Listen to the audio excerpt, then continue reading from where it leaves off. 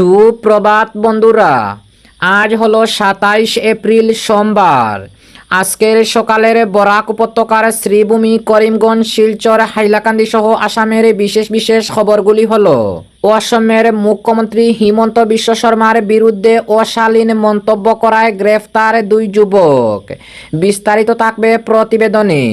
শ্রীভূমি, করিমগঞ্জ জেলার রামকৃষ্ণনগরে ভয়াবহ অগ্নিকাণ্ড, আগুনে পুড়ে ছাই হলো বসতঘর।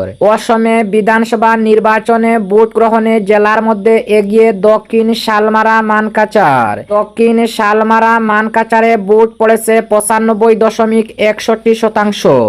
রান্নার গ্যাস ও পেট্রোলিয়ামজাত পদার্থ সুনিশ্চিত করার জন্য কেন্দ্রীয় সরকারের সমগ্র দেশে বেশ কয়েকটি পদক্ষেপ গ্রহণ। ভোটের শেষে জনতার আশীর্বাদ প্রার্থনা। শিলচরের সুনাইয়ে ব্যতিক্রমী কংগ্রেস প্রার্থী আমিনুলের। অগ্নিকাণ্ডে ক্ষতিগ্রস্ত পরিবারের পাশে দাঁড়ালেন মন্ত্রী কৃষ্ণেন্দু পাল। এবং অসমে এসআইআর চান মুখ্যমন্ত্রী হিমন্ত বিশ্ব শর্মা। এসআইআর অবদানের জন্য জ্ঞানেশ কুমারকে ভারত রত্ন দেওয়ার দাবি মুখ্যমন্ত্রীর। তাহলে বিস্তারিত খবরে যাওয়ার আগে অবশ্যই ভিডিওটিতে একটি লাইক দিয়ে চ্যানেলটি সাবস্ক্রাইব করে পাশের বেল আইকনটি বাজিয়ে রাখবেন এবং ফেসবুক পেজে দেখে থাকলে পেজটি ফলো করে ভিডিওটি শেয়ার করবেন, যাতে সঠিক খবরগুলি সবার কাছে পৌঁছাতে পারি। এবার শুনুন আজকের খবরের বিস্তারিত। প্রথম খবর, অসমের মুখ্যমন্ত্রী হিমন্ত বিশ্ব শর্মার বিরুদ্ধে অশালীন মন্তব্য করায় গ্রেফতার 2 যুবক। সামাজিক মাধ্যমে অসমের মুখ্যমন্ত্রী হিমন্ত বিশ্ব শর্মার বিরুদ্ধে অশালীন ও আপত্তিকর মন্তব্য করার অভিযোগে 2 যুবককে গ্রেফতার করেছে ডকুয়াখানা থানার পুলিশ। এই ঘটনাকে ঘিরে এলাকায় চাঞ্চল্য ছড়িয়েছে। জানা গেছে, ধৃতদের নাম প্রীতম মগর ও দিগন্ত মালা। অভিযোগ মতে তারা সম্প্রতি সামাজিক যোগাযোগ মাধ্যমে অসমের মুখ্যমন্ত্রীকে উদ্দেশ্য করে একাধিক বিরূপ ও অশালীন মন্তব্য পোস্ট করেন, যা দ্রুত ছড়িয়ে পড়ে এবং বিষয়টি প্রশাসনের নজরে আসে। এরপরই ডকুয়াখানা থানার পুলিশ সাইবার সূত্রে তথ্য সংগ্রহ করার পর অভিযুক্তদের চিহ্নিত করে এবং অভিযান চালিয়ে তাদেরকে আটক করে। প্রাথমিক জিজ্ঞাসাবাদের পরে তাদের গ্রেফতার দেখানো হয় বলে জানা গেছে। অপরদিকে শ্রীভূমি, করিমগঞ্জ জেলার রামকৃষ্ণনগরে ভয়াবহ অগ্নিকাণ্ড, আগুনে পুড়ে ছাই হলো বসতঘর। ভোর রাতেই ভয়াবহ অগ্নিকাণ্ডে রামকৃষ্ণনগরের পশ্চিম সিংলা গ্রামের এক বসতঘর সম্পূর্ণ পুড়ে ছাই হয়ে গেছে। স্থানীয় বাসিন্দা সুনীল দাসের বাড়িতে হঠাৎ আগুন লেগে মুহূর্তের মধ্যে ব্যাপক ক্ষয়ক্ষতি হয়। স্থানীয় সূত্রে জানা গেছে, গতকাল রবিবার ভোরের নিস্তব্ধতার মধ্যে আচমকাই আগুনের সূত্রপাত হয়। অল্প সময়ের মধ্যেই আগুনের লেলিহান শিখা সুবার গড় ও রান্নাঘর সহ মোট 3টি ঘর গ্রাস করে নেয়। আগুনের তীব্রতায় পরিবারের সদস্যরা কিছু বুঝে ওঠার আগেই তাদের দীর্ঘদিনের সঞ্চয় ও একমাত্র আশ্রয় ভস্মীভূত হয়ে যায়। তবে এই মর্মান্তিক ঘটনায় অল্পের জন্য প্রাণে রক্ষা পান পরিবারের সদস্যরা। ঘটনার সময় তারা ঘুমিয়ে থাকলেও প্রতিবেশীদের তৎপরতায় দ্রুত তাদের জাগিয়ে নিরাপদে বাইরে বের করে আনা হয়। স্থানীয়দের মতে সময়মতো সতর্ক না করলে বড়সড় প্রাণহানির আশঙ্কা ছিল। ঘটনার খবর পেয়ে রাতাবাড়ি থানার পুলিশ ঘটনাস্থলে পৌঁছে তদন্ত শুরু করেছে। তবে অগ্নিকাণ্ডের সঠিক কারণ এখনও স্পষ্ট নয় বলে পুলিশ সূত্রে জানানো হয়েছে। অপরদিকে অসমে বিধানসভা নির্বাচনে ভোট গ্রহণে জেলার মধ্যে এগিয়ে দক্ষিণ শালমারা মানকাচার। মানকাচারে অসম বিধানসভায় ভোট পড়েছে 95.61%। আসাম বিধানসভা নির্বাচনের ভোট গ্রহণে এবার দক্ষিণ শালমারা মানকাচার জেলায় সর্বাধিক 95.61% ভোটদান হয়েছে। রাজ্যের 5টি জেলায় সর্বাধিক ভোটদাতারা ভোটদান করেছেন। রাজ্য নির্বাচন কমিশন সূত্রে জানা গেছে, দক্ষিণ শালমারা মানকাচার সহ ধুবড়ী জেলায় 95.21% ভোটদান হয়েছে। একইভাবে অসমের বরপেটায় 93.32%, গোয়ালপাড়ায় 93.27% ও বঙ্গাইগাঁও জেলায় 92.77% ভোটদান হয়েছে। রাজ্যের মুখ্য নির্বাচনী আধিকারিক একথা জানিয়ে গণতন্ত্রের প্রতি দৃঢ় প্রতিশ্রুতিবদ্ধতা এবং নির্বাচনী প্রক্রিয়ায় অংশগ্রহণের জন্য এটি অন্যতম নিদর্শন বলে উল্লেখ করেন। উল্লেখ্য, একটি পর্যায়ে অনুষ্ঠিত নির্বাচনে এবার পূর্বের সব রেকর্ড ভেঙে 85.96% ভোটদান হয়েছে।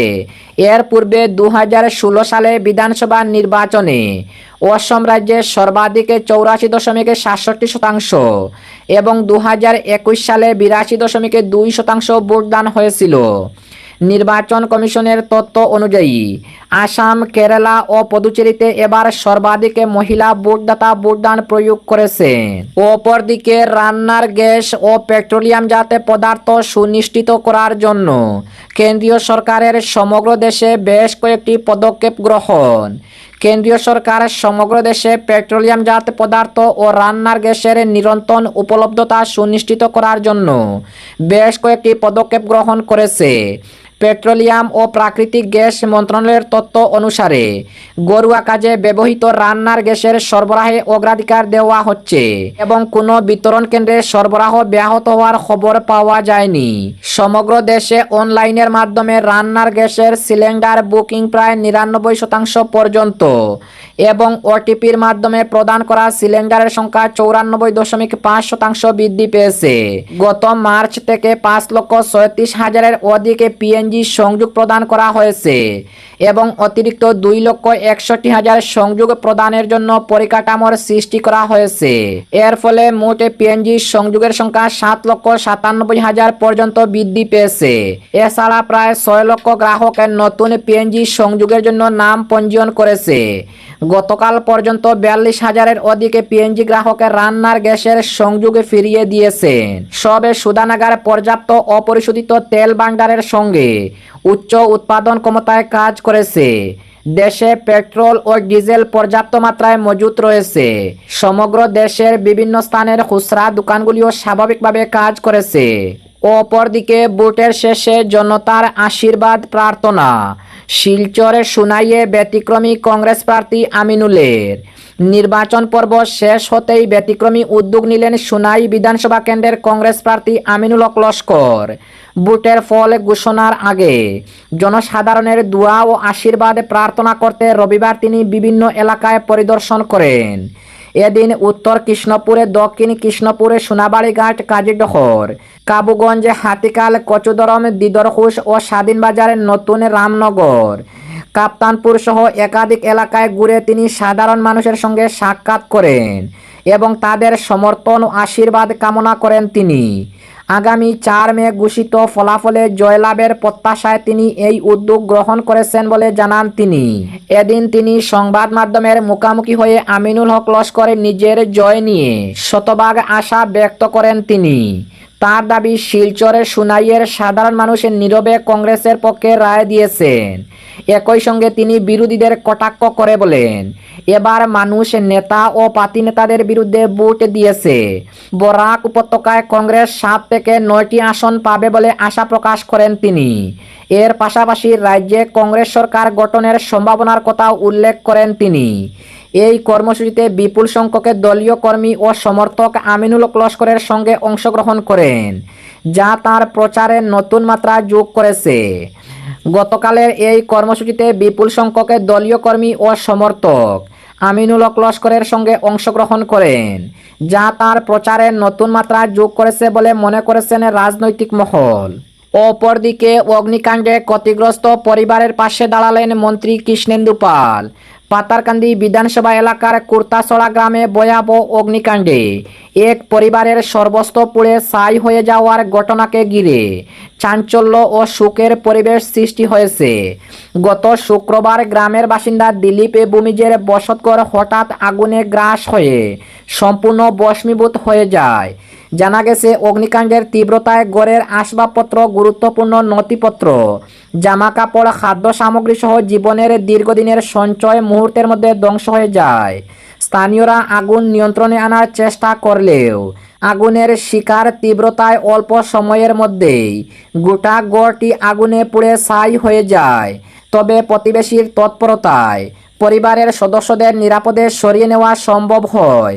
এই ঘটনায় গ্রাম জুড়ে নেমে আসে শোক ও উদ্বেগের ছায়া। সর্বস্ব হারিয়ে দিশাহারা হয়ে পড়েন দিলীপ ভূমিজ ও তার পরিবারের লোকেরা।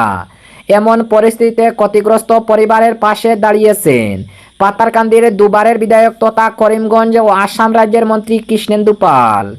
বর্তমানে নির্বাচনী কাজে কলকাতায় অবস্থান করায় তিনি ঘটনাস্থলে উপস্থিত থাকতে না পারলেও খবর পাওয়া মাত্রই দুঃখ প্রকাশ করেন কৃষ্ণেন্দু পাল এবং দ্রুত সহায়তার নির্দেশ দেন তিনি। মন্ত্রী কৃষ্ণেন্দু পাল বলেন, বিপদের দিনে মানুষের পাশে দাঁড়ানোই জনপ্রতিনিধিদের প্রধান দায়িত্ব। এ ঘটনার কথা শুনে আমি খুবই মর্মাহত। ব্যক্তিগত ও সরকারি দুই স্তরেই প্রয়োজনীয় সহায়তা নিশ্চিত করা হবে। বিধায়কের নির্দেশে তাঁর প্রতিনিধি দল ঘটনাস্থলে পৌঁছে ক্ষতিগ্রস্ত পরিবারের সঙ্গে সাক্ষাৎ করেন এবং প্রাথমিক আর্থিক সহায়তা প্রদান করা হয়। প্রতিনিধি দলে ছিলেন কলকলিগাকে জিপির সভাপতি কল্পদেব, প্রতিনিধি সন্তোষ কানু, স্থানীয় ওয়ার্ডের সদস্য সহ অন্যান্য গণ্যমান্য ব্যক্তিরা। এবং আজকের শেষ খবরটি, অসমে এসআইআর চান অসমের মুখ্যমন্ত্রী হিমন্ত বিশ্ব শর্মা। এসআইআর এর অবদানের জন্য জ্ঞানেশ কুমারকে ভারতরত্ন দেওয়ার দাবি মুখ্যমন্ত্রীর।